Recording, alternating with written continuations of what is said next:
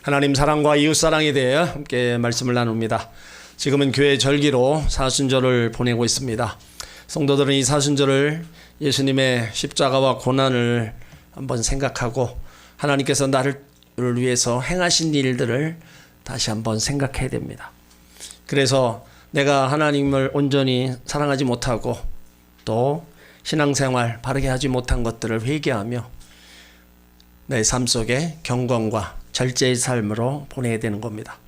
그러면서 이전보다 더욱 하나님을 사랑하며 살겠다 고백하고 결단하는 그 시간이 있어야 되는 겁니다. 오늘 우리가 읽은 말씀은 신명기 6장 4절로 9절을 인용한 말씀입니다. 이 말씀은 마태복음 22장 34절로 40절까지도 같이 나와 있어요. 오늘 28절에 등장하는 이제 서기관 그리고 예수님, 서기관이 질문과 예수님의 대답이 나옵니다. 여기 서기관은 교법사, 율법사로 당시 사람들에게 율법을 가르치고 율법을 보존하는 임무를 가진 학자 계급입니다. 대개 서기관들은 예수님을 반대하는 사람들이었는데 오늘 여기 등장하는 사람들은 예수님께 칭찬을 받은 예외적인 사람입니다. 서기관이 사람들이 예수님과 변론하는 것을 주의 깊게 봤어요. 그런데 거기에 예수님이 대답을 참 잘하시는 거예요. 그래서 그도 질문을 하는 겁니다. 모든 계명 중에 첫째가 무엇입니까? 그러니까 서기관이 물었던 모든 계명, 당시 유대인들이 지켰던 613가지 계명입니다. 613가지 가운데 하지 말라는 365개고 하라는 것은 248개입니다. 그러니까 서기관이 이 많은 계명 중에 첫째 되는 계명이 무엇인가 알고 싶었어요. 그렇게 예수님께 물은 겁니다. 예수님 대답이 29절에 보면 예수께서 대답하시되 첫째는 이것이니 이스라엘에 들으라 주 곧 우리 하나님은 유일한 주시니라. 유일한 주 되신 하나님을 밝히고 그 하나님을 30절에 이렇게 사랑하라 말씀하는 거예요. 내 마음을 다하고 목숨을 다하고 뜻을 다하고 힘을 다하여 주 너희 하나님을 사랑하라. 예수님이 가르쳐 주신 계명은 다라는 겁니다. 다라. 전부 몽땅 온전히 다라는 거예요. 이건 뭐예요? 최선의 삶으로 최선을 다해서 하나님을 섬기라는 겁니다. 왜 이렇게 다하여 하나님을 사랑하라고 하십니까? 하나님은 그만한 말씀을 하실 수 있는 능력이 하나님이세요. 하나님은 예수님을 통해서 저와 여러분들에게 다 줬습니다. 생명까지 다 줬고요. 안 준 거 하나도 없습니다. 다 너에게 줬기 때문에 우리 가운데 요구하시는 거예요. 당당하게 예수님을 통해서 하나님을 이렇게 사랑하라 말씀하시는 겁니다. 예수님이 말씀하신 하나님 사랑 4가지. 첫 번째가 마음을 다하여 하나님 사랑하라는 겁니다. 마음을 다하여 하는 사랑은요, 우리의 생각과 말과 행동을 일치시킨 사랑입니다. 그래서 요한일서 3장 18절에 자녀들아 우리가 말과 혀로만 사랑하지 말고 오직 행함과 진실함으로 하자. 하나님 사랑은 머리가 아니라 가슴입니다. 여러분이 하나님의 사랑을 경험하고 싶은데 안 됩니까? 머리로 하기 때문에 안 되는 거예요. 하나님은 가슴을 열고 마음으로 뜨겁게 사랑해야 될 분입니다. 이런 사랑이 없으면 하나님의 사랑을 체험할 수가 없다는 겁니다. 사랑에는 뜨거운 열정이 있어야 되고 열심히 있는 행동이 있어야 된다는 거예요. 뜨거운 열정이 없다면 사랑을 온전하게 하지 못합니다. 그래서 요한계시록 3장 16절에도 차지도 않고 더웁지도 아니하면 미지근한 사람 내가 너를 토해내치겠다 말씀하고 있는 거예요. 하나님 사랑이든 사람 사랑이든 뜨거운 마음이 있어야 된다는 거예요. 여러분, 이 마음이란 인간의 모형, 지적, 감정적, 의지적 모든 것을 다 표현하는 총체적인 겁니다. 그래서 중요한 것이 마음이라는 거예요. 모든 문제 마음에서 발생합니다. 그래서 이 마음을 잘 지켜라 성경은 얘기하고 있어요. 잠언 4장 23절에 무릇 지킬 만한 것보다 더욱 내 마음을 지키라. 생명의 근원이 이에서 남이니라. 사람의 생각과 행동, 생명의 근원이 마음에 있기 때문에 마음 관리를 잘해라는 겁니다. 마음가짐에 따라서 선한 사람이 될 수 있고 악한 사람이 될 수 있습니다. 잠언 23장 7절에도 대저 그 마음의 생각이 어떠하면 그 유인도 그러하다. 마음 한번 잘못 먹어서 인생을 망치는 사람 많습니다. 그래서 생명의 근원이 되는 마음을 하나님을 향하여 초점을 맞춰 살라고 가르치고 있는 겁니다. 마음 따로 행동 따로 안 됩니다. 사람을 만남에 있어서도 우리가 하나님 앞에 예배드릴 올 때도 몸은 교회에 있고 마음은 세상의 근심 속에 우리가 있다면 하나님은 우리 마음의 중심을 보시기에 하나님이 슬퍼하시는 거예요. 이 구원도요, 마음으로부터 나오는 겁니다. 로마서 10장 10절에 사람이 마음으로 믿어 이에 이르고 입으로 시인하여 구원에 이른다. 우리 회개도 마음으로부터 나와야 된다는 거예요. 요엘서 2장 13절에 너희는 옷을 찢지 말고 마음을 찢고 너희 하나님 여호와께 돌아오라. 그 사람의 건강도 마음가짐에 따라 달라지잖아요. 잠언 17장 22절에 마음의 즐거움은 양약이라도 심령의 근심은 뼈로 마르게 한다. 그러니까 행복도 마음으로부터 오는 거예요.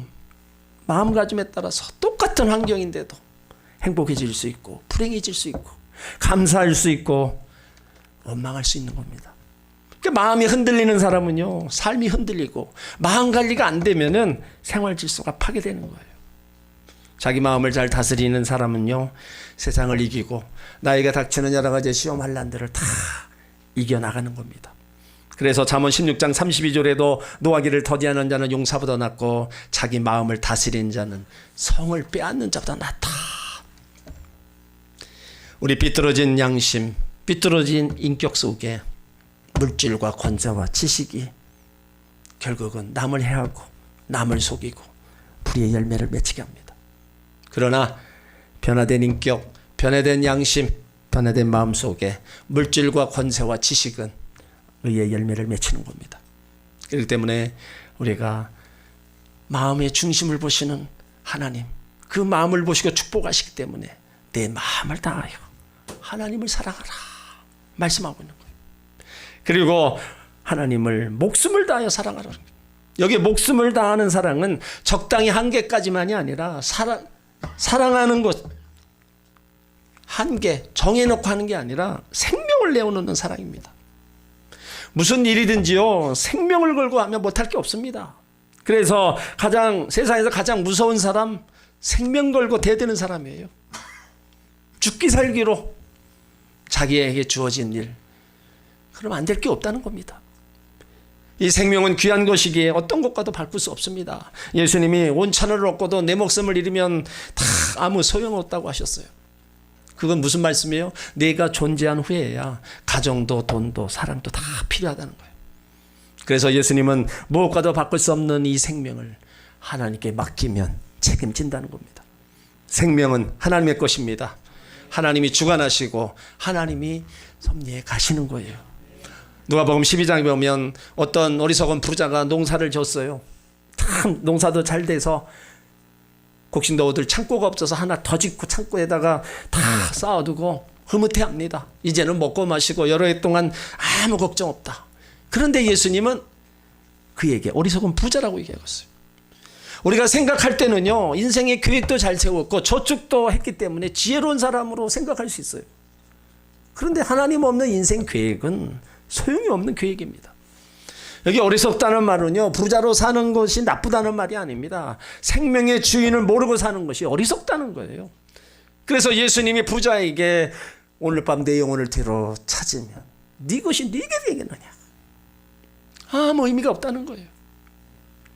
그러니까 우리의 생명이 우리 것이 아니라는 걸 알아야 됩니다. 생명의 주인은 하나님이십니다. 여러분, 하나님을 사랑하되 생명을 걸고 한번 사랑해 보시길 바랍니다. 그러면 하나님의 기적 같은 역사가 나타나게 될 줄 믿습니다. 하나님을 사랑하되 생명 바쳐 사랑하면서 하나님의 큰 기적을 체험하시길 주의 이름으로 축원합니다. 또 하나님 사랑을 뜻을 다하여 하라는 거예요. 여기 뜻을 다하는 사랑이란 분명한 생각, 통찰력을 가진 사랑, 나의 모든 뜻을 모아서 하나님 사랑하라는 거예요. 뜻에는 사람의 뜻이 있고 하나님의 뜻이 있습니다. 선한 뜻이 있고 악한 뜻이 있어요. 그런데 사람의 뜻은 항상 하나님을 거스려요. 왜 그러냐? 육체의 소욕은 성령을 거스르기 때문입니다. 여러분이 믿음으로 산다고 하는데 왜 내 인생에 열매가 맺히다가 떨어지고 축복이 막히냐? 그렇다면 하나님 뜻에 맞지 않는 내 생활, 뭔가가 있지 않는가 한번 우리가 살펴봐야 되는 겁니다. 주파수와 채널이 맞아야 화면이 나오는 것처럼 하나님 뜻에 맞춰볼 때 축복이 오고 응답이 오는 겁니다.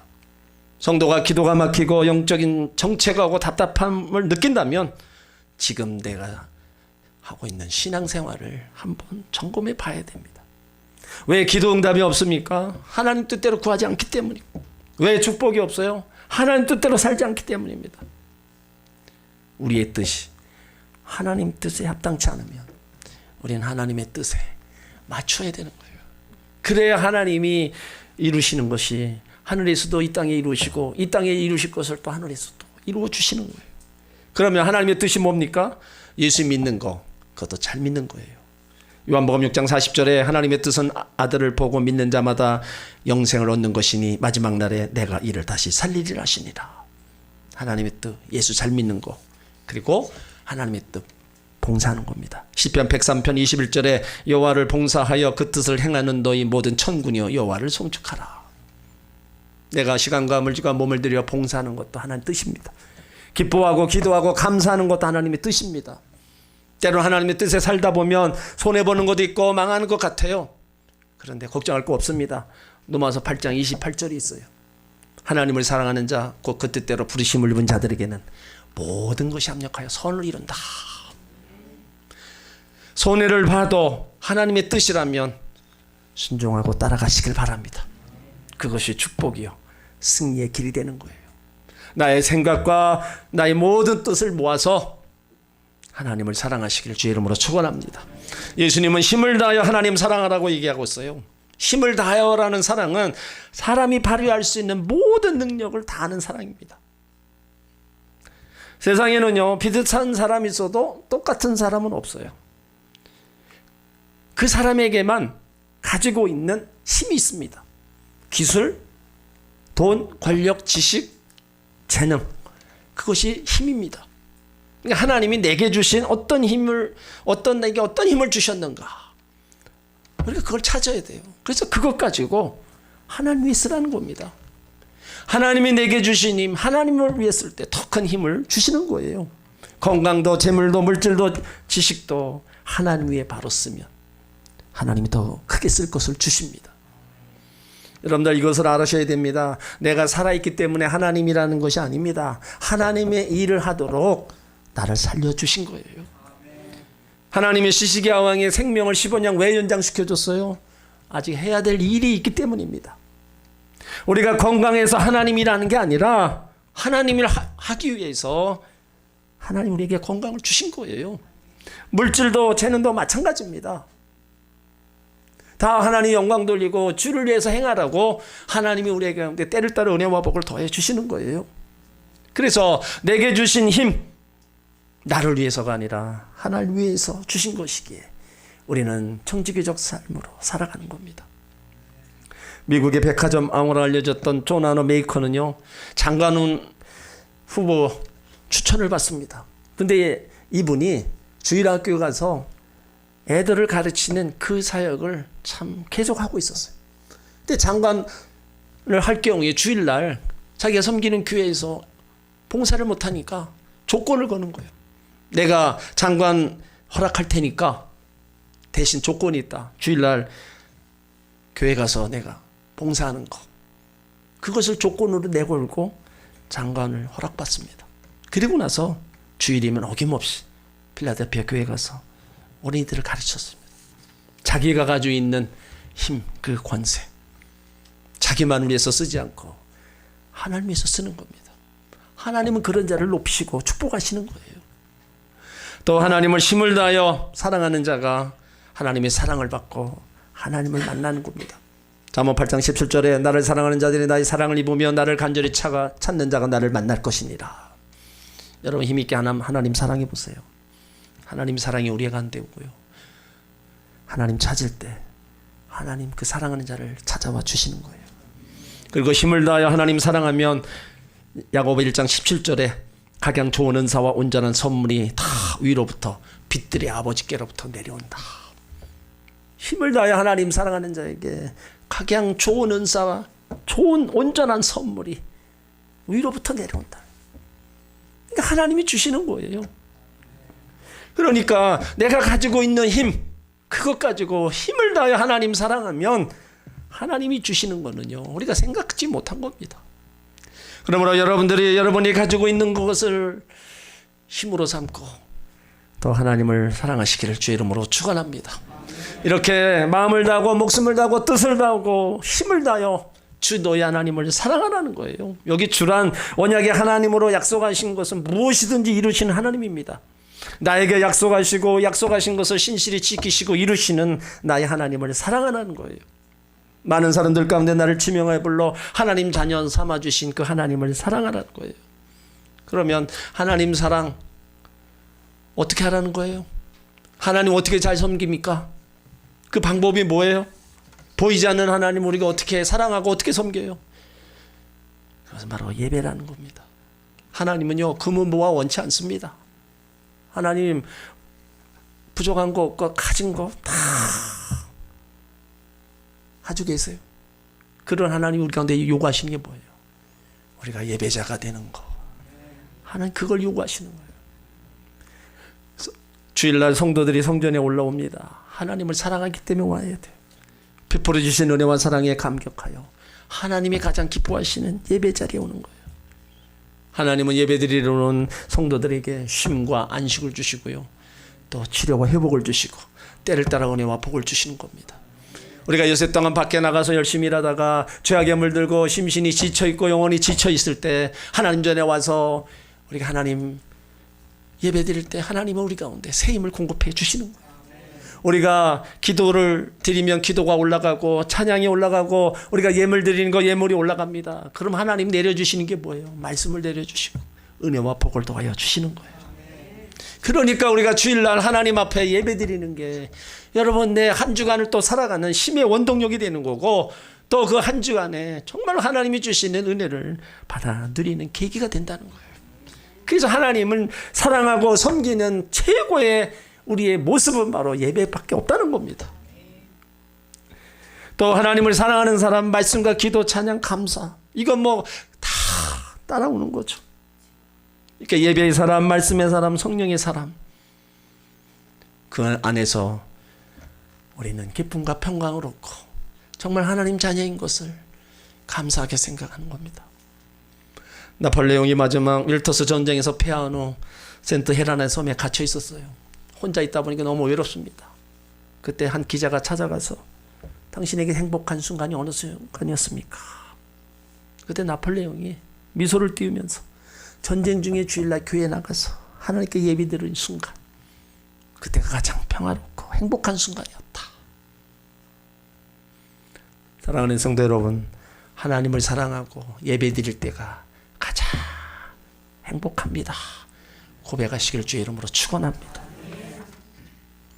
이렇게 하나님 사랑하고요, 하나님 사랑을 받은 우리들이 이제 두 번째 하라는 게 뭐예요? 이웃을 내 몸과 같이 사랑하라고 말씀하고 있어요. 그러니까 이웃 사랑 가운데 기준은 뭡니까? 자기 몸입니다.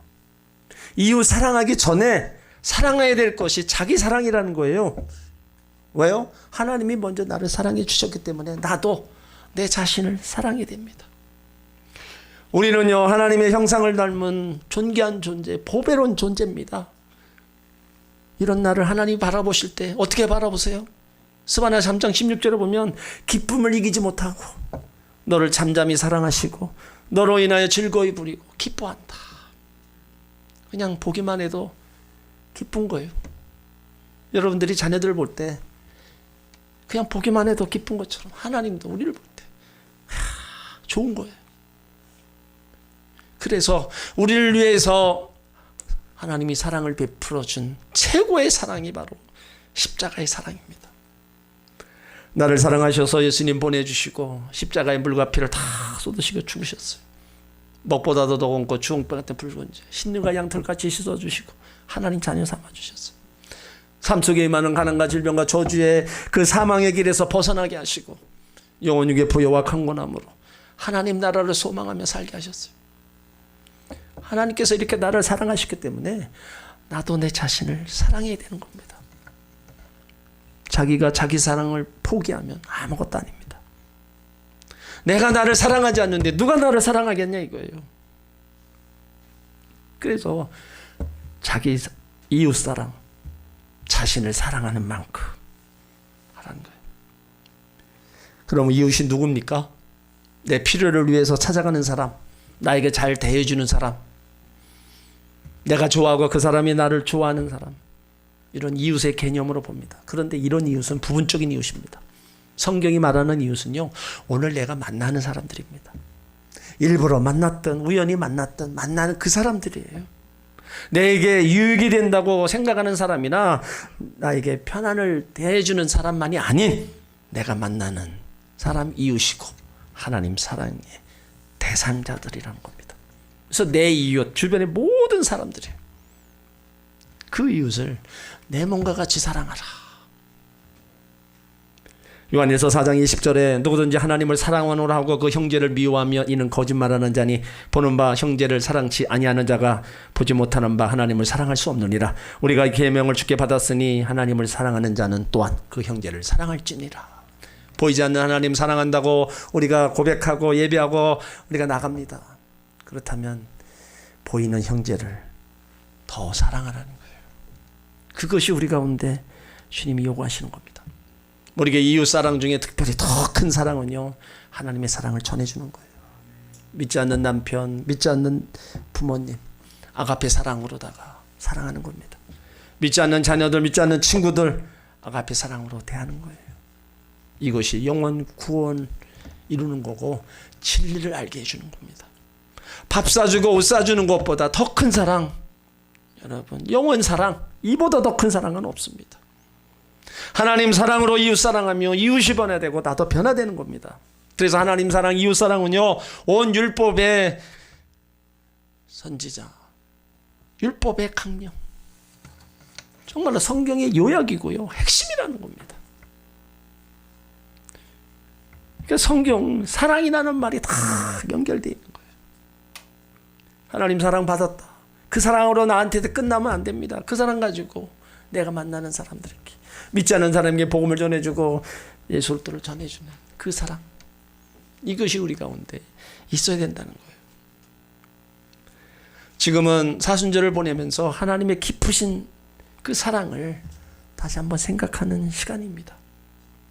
하나님이 나를 위해서 행하신 일들 다시 한번 우리가 생각해 봐야 돼요. 구원의 은혜부터 시작해서 지금까지 지내온 것, 하나님의 은혜와 사랑입니다. 앞으로도 하나님의 은혜와 사랑 가운데 우리가 살아갈 것이고 그 하나님의 은혜와 사랑 가운데 우리는 하나님 나라까지 갈 거예요. 그렇다면 말로만 하나님 사랑하고 의지한다고 해서는 안 되는 겁니다.